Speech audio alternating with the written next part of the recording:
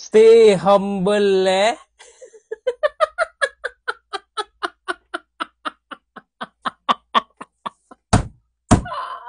Manchester City walaupun dah beli berlambak player, spend sampai beratus juta, tapi kalah dengan kelab Saudi iaitu Al Hilal. Okey, jom kita sembang sikit pasal game yang sangat-sangat rancak ni. Sebelum tu, korang yang minat konten-konten bola sepak, tekan dulu butang follow dekat sini. Dah tekan? Mantap. Kalau korang tengok game Al Hilal lawan dengan City ni, sebenarnya dekat half time habis 1-0 je. Tapi sampai 4-3 lah, Mat.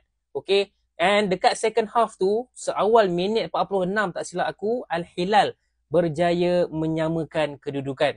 Okey, dah skor, lepas tu diorang skor lagi beberapa minit kemudian, membuatkan diorang ni leading 2-1. Aku rasa gol seawal second half tu itulah momentum penting untuk kelab Al Hilal ni. Erling Stay Humble Haaland sempat menyamakan kedudukan, meletakkan keputusan 2-2 sampailah ke extra time. Dekat extra time, Al Hilal leading lagi sekali, tapi Man City berkeras, tak nak mengalah, berjaya menyamakan kedudukan menerusi gol yang sangat cantik daripada Phil Foden.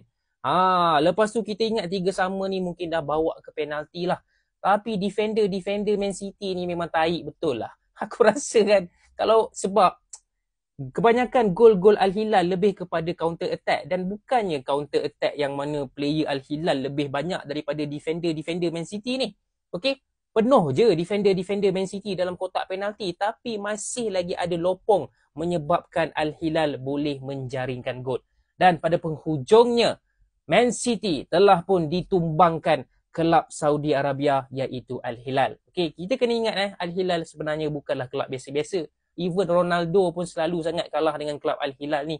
Diorang ni dah beberapa banyak kali jadi juara Liga, pernah juga menang Champions League untuk Asia. So Al Hilal sepatutnya kita tak boleh nak underestimate lah.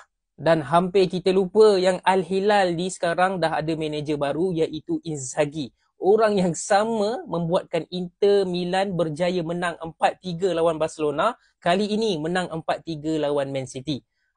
So round of 16 korang dah boleh tengok updates terkini.